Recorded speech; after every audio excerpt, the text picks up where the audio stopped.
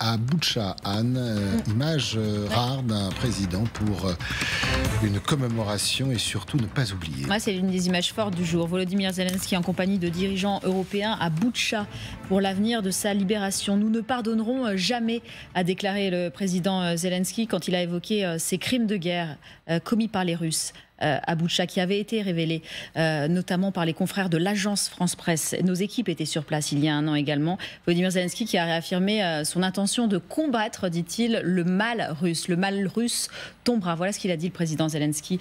Image importante, Xavier. On se souvient que Boutcha, ça avait été un tournant, notamment sur ce qu'il pensait de la suite de la guerre et notamment sur ce qu'il voyait comme garder notamment les territoires de la Crimée. On date sa volonté de finir cette guerre en Crimée depuis Boutcha.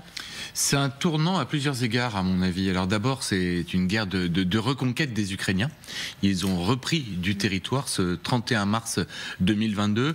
Le 2 avril, 2 jours plus tard, on s'apercevra des massacres sur des civils qui ont été commis par les Russes. Aujourd'hui, on estime plus de 500 morts civils tués intentionnellement par des soldats russes. Et puis, dans toute la région de Kiev, le chiffre est encore plus impressionnant, puisqu'on arriverait dans les 1400, 1500, même si le décompte est difficile, n'est certainement pas encore fini aujourd'hui. Et puis, c'est une prise de conscience pour les opinions occidentales de l'atrocité de cette guerre, de l'agression totale de la Russie contre l'Ukraine. Et c'est à ce moment-là que démarre en fait réellement tout le soutien occidental qui nous amène un an plus tard à voir l'armée ukrainienne qui tient tête, qui a repris des territoires. Alors plus à l'est dans la région de Kharkiv, plus au sud dans la région de Kherson, et qui s'apprêterait à lancer sa contre-offensive. Beaucoup de choses, effectivement, vous avez raison, viennent de Boutcha.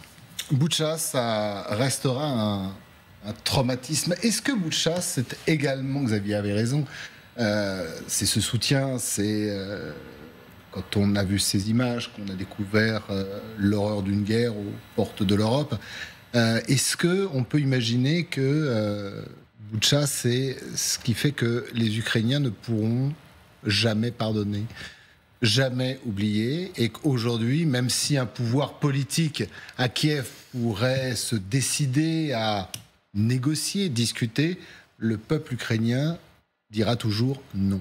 Oui, la société ukrainienne dira non, parce que chaque négociation pour nous, qui comprend qu'on va céder un bout de territoire, ça veut dire qu'il y aurait à nouveau des Boutcha.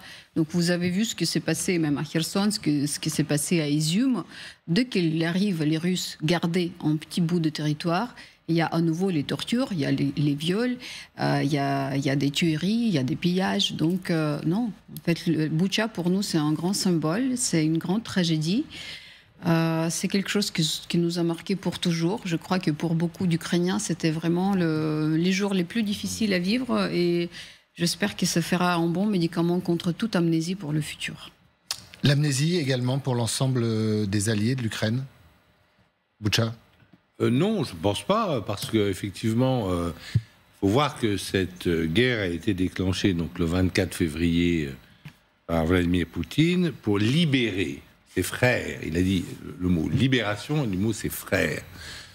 Donc, il n'a pas réussi en fait à prendre Kiev en 3 jours. On sait que le plan de Poutine était de prendre Kiev en 3 jours, puisque les parachutistes avaient leurs vêtements de parade dans leur sac à dos, prêts à faire la parade de la victoire à Kiev.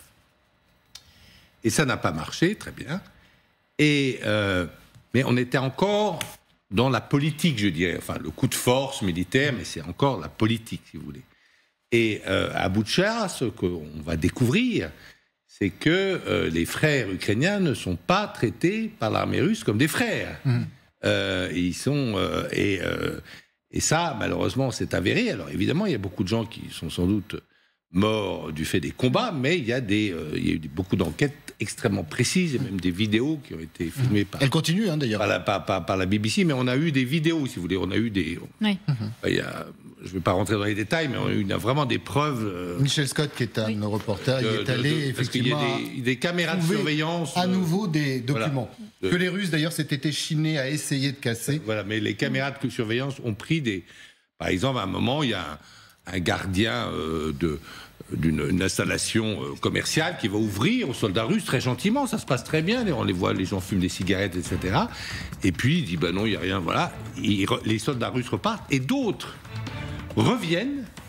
Et là, on voit, la caméra prend le film, on les voit l'abattre. Cet homme qui était un gardien d'un certain âge, etc. Donc là, le crime de guerre est avéré et c'est vrai que c'est un changement dans les mentalités parce que là, on n'est plus dans la politique, on est dans la barbarie, si vous voulez, on n'est plus dans le fait que voilà, il y a un gouvernement à Kiev qui est en train de donner l'Ukraine à l'OTAN et pour nous Russes c'était inacceptable. Oui, c'est à ce moment-là c'est contraire à toutes les promesses qui nous ont été faites. Que etc. le monde entier a découvert ce qu'était une partie de l'armée. Et là les gens ont dit, non.